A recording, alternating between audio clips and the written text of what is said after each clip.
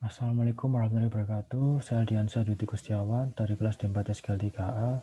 Di sini saya akan mempresentasikan tentang tugas instrumentasi sistem tenaga listrik tentang flowchart control system dan perencanaan metering.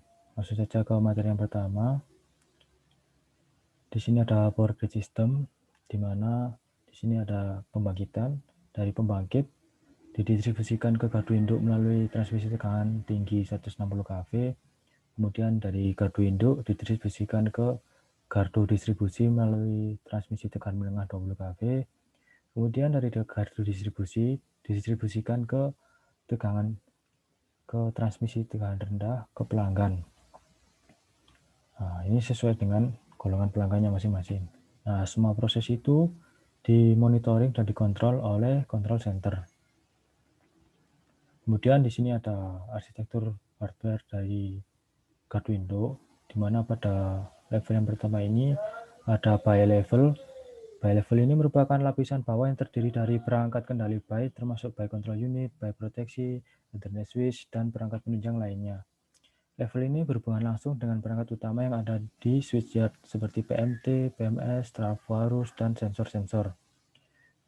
Kemudian selanjutnya ada control room GI atau station level. Di sini terdiri dari beberapa perangkat yang mempunyai fungsi untuk mengakuisisi data, memproses data, remote control, menampilkan informasi, dan menyimpan data.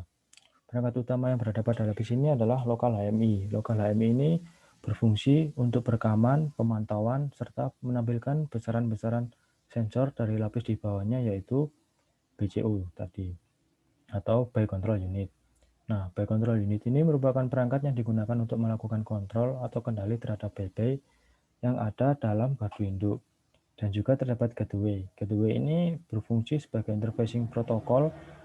Fungsi gateway dan fungsi server bisa digabung ke dalam satu perangkat keras server dan bisa juga terpisah ke dalam dua perangkat keras yang berbeda. Ada server dan ada gateway. Kemudian di level yang paling atas ini ada control center.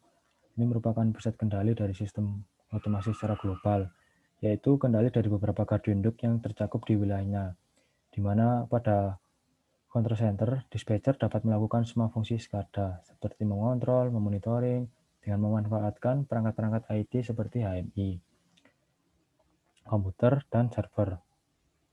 Nah,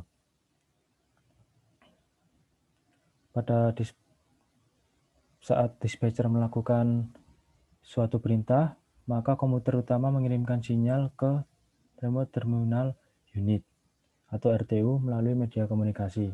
Setelah RTU menerima sinyal dari komputer utama, maka RTU akan melakukan suatu perintah berdasarkan sinyal yang dikirim tersebut, seperti perintah membuka atau menutup PMT, atau juga LPS.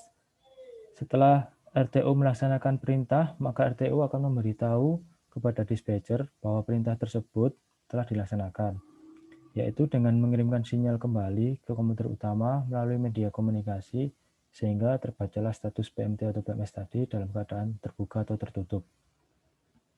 Nah, di control center ini biasanya berjumlah 2 buah komputer.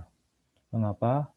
Hal ini dimaksudkan untuk membuat dual system, master atau slave, sehingga sistem tidak bergantung hanya pada satu komputer utama saja. Hal ini dimungkinkan karena jika terjadi gangguan pada komputer utama atau komputer master, aplikasi komputer master secara otomatis akan stop, dan komputer slave secara otomatis akan menggantikannya sebagai master, sehingga availabilitas sistem secara keseluruhan lebih terjamin. Nah, kemudian ada perencanaan metering. Di sini ada 4. Yang pertama ada penempatan metering, yang kedua ada alat metering yang digunakan, kemudian yang ketiga ada alat bantu metering, dan keempat ada spesifikasi peralatan metering. Yang pertama untuk penempatan metering. Nah, di sini ada incoming, peletakan pertama pada incoming substation. Di sini pada sisi HV, kemudian yang kedua di sini ada incoming feeder. Ini dari sisi sekunder trafo pada gardu induk, kemudian pada outgoing feeder. Outgoing feeder ini ke penyulang. Kemudian di sini ada peletakan equipment tadi pada switchyard, ada diskonektor, trafo arus, pemutus daya, dan juga busbar atau reel. Kemudian yang kedua ada alat meter yang digunakan. Di sini saya menggunakan kWh meter. Alat metering yang digunakan secara garis besar, alur proses pengambilan datanya, hasil pengukuran pada sistem metering, terdiri dari kWh meter sebagai komponen utama, link komunikasi, dan server utama. Sistem metering sebenarnya dimulai dari CT atau PT sisi sekunder, pengamatan atau wiring, kWh meter elektronik, dan link komunikasi. CT atau PT yang digunakan adalah kelas pengukuran dengan akurasi 0,5 atau 0,2. Penarikan kabel CT langsung ke terminal panel kWh meter, sedangkan penarikan kabel PT melalui box PT yang dilengkapi MCB ke panel kWh meter. Untuk keperluan kWh meter transaksi, maka rangkaian arus dari sekunder CT dan PT tidak diizinkan digunakan untuk keperluan lain. Jenis kWh meter yang digunakan pada saat ini terdiri dari berbagai macam tipe. Ada yang sudah mempunyai TCP atau IP, ada juga yang hanya mempunyai kemampuan serial. Sedangkan link komunikasi dari kWh meter ke server utama bisa menggunakan berbagai macam cara, sesuai dengan kemampuan komunikasi dari kWh meter itu sendiri. Untuk server utama, biasanya mempunyai kemampuan untuk memproses pengambilan data, pengumpulan data, dan proses penampilan data, transaksi untuk keperluan billing, operasional, dan lain-lain. Kemudian alat bantu metering di sini ada current transformer, potential transformer, dan low power current transformer.